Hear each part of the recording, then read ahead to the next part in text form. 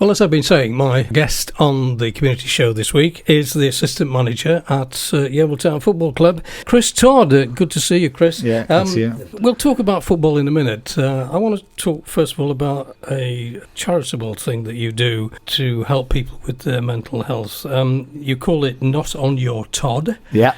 Todd, I understand that word because that means not being alone. Yeah. So what is this all about? And where did you get the idea from? It goes back quite a while ago now. In 2008, I was diagnosed with leukemia myself. And over the years of lots of different experiences and going through my illness at the time and over the years sort of meeting different people who've experienced a similar thing to myself, I found that there was a really good healing process through your voice, through talking. And you don't quite realise it at the time. When I was ill, I was a professional footballer that didn't expect to get ill because you're kind of in that zone of a superhuman as you think you are. And then you get diagnosed with something that potentially could kill you, and then you put yourself in a different bubble, I suppose. You come out of one and go into another one, which kind of changes everything really, and you get to meet different people and you get to understand yourself really in a different light, where you are vulnerable, you are scared, where before you didn't really think of these type of things. So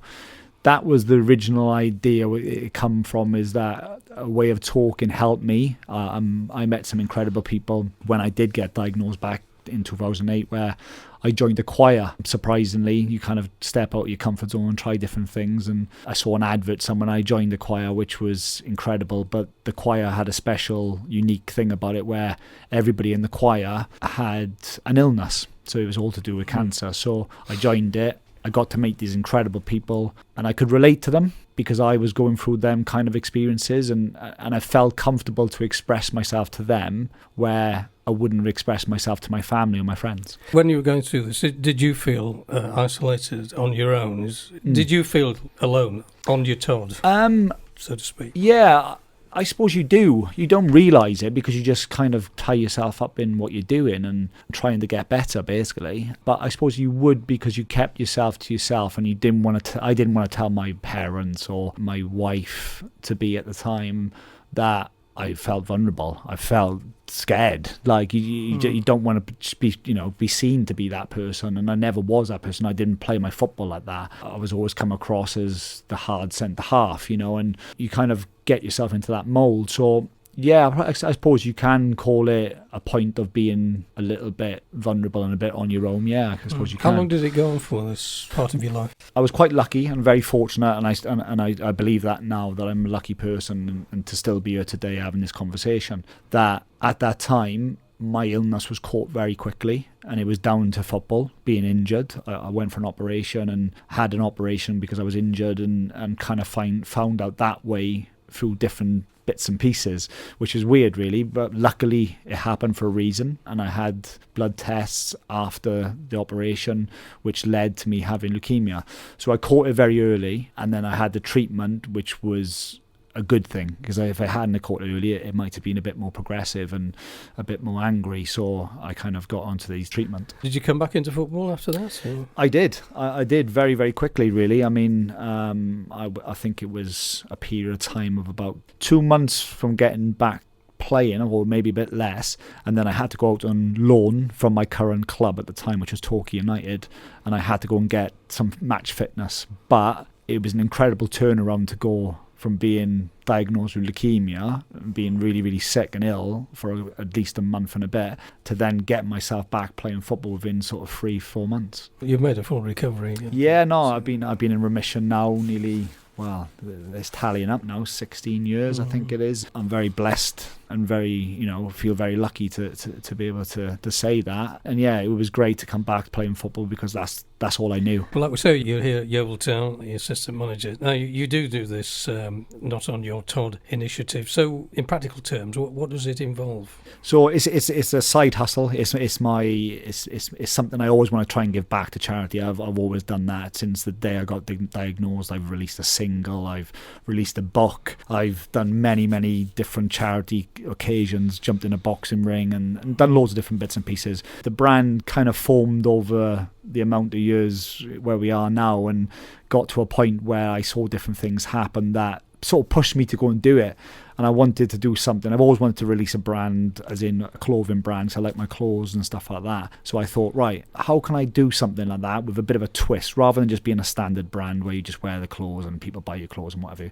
I wanted to try and give something back to a charity, get a connection with that, but also give some sort of awareness. And it kind of come to a head when I was on the way to Yeovil. So I always believe that things happen for a reason. I'm a massive believer in it, and I'll never change that because of what happened to me. I was driving to work and I saw the most horrific thing, where it was literally down on the junction down by Yeovil, where a man jumped off a bridge, and I witnessed it. That guy was obviously suffering with a mental health, which we found out after. And it was horrific. I literally was 2 cars away from the incident, which was mind-blowing and horrific. And I can be honest with you, I had to go and speak to somebody because it threw me, and I was having flashbacks of it and stuff like that. And I met a woman that was very, very helpful. We got talking about the situation and stuff like that and what happened, and it was something that triggered from a conversation with her that thought to myself, I need to try and give something back for people that struggle with mental health and struggle with that situation. And that's where the brand then become Not On Your Tod. I thought of the name in the car randomly, but obviously the Todd situation, of course. But Not On Your Tod is a form of you're not on your own. Okay, so you were telling me that there's a badge that you wear. Yes. And it says not on your Tod. Yes. I see that, you're wearing that, Yeah. I'm wearing it. Yeah. And we know we've got something in common, and we start a conversation. That's what's around It's as simple as that. You know, the logo is, I would call it cool looking. I didn't want to have something that was a bit not fashionable. It was richly, I wanted to try and make something that was a bit quirky and a bit... But there's a meaning behind it, there's an understanding behind it. It's branded as Not On Your Tod, but when you see the logo, it just says Night, which is obviously N-O-Y-T. And then we have a slogan, which is Brave the Logo, so you're brave in it. And then when people see it, they can relate, they can have a conversation and say, listen, oh, why are you wearing that? Is it you're supporting somebody? Is it yourself? And maybe they might just open up, and that talking then becomes a therapy to help them. Have you had any examples of where this has happened? With... Do you know, it's been mind-blowing. I mean, I do shows now and then, so I'll go to a show and set a stall up, and people come up to the stall and they ask you what it's about, and you tell them. And I've been doing it for a year and a half, just over a year and a half now. I've had at least 12 people come to me and express themselves and tell me the story. And sometimes it can be a little bit overwhelming, but I know when they're telling me this, it's helping them. And that feeling, you can't beat it. You literally cannot beat that opportunity to let somebody release something to you. I quite enjoy that I'm making a difference, and that's the key to it. Well, Chris, I suppose if people want to contact you, they can do so through the football club here, can't they? But you have a website and that sort of thing? Yeah, so the website is Not On Your Tod. So you just type that into Google and it'll come up straight away, which is great. We do blogs on there so that people tell their story, so you can read what other people have experienced as well, which is massive healing and helping for yourself. But yeah, I'm always open to people contacting me and having a conversation regarding it. You'll never be alone, I suppose. That's it. That's really what it's all about, isn't it? Yeah, exactly that. It's the key, and not everybody has somebody they can express themselves to. Thanks for coming in. That's great. Good to talk to you. Thank you.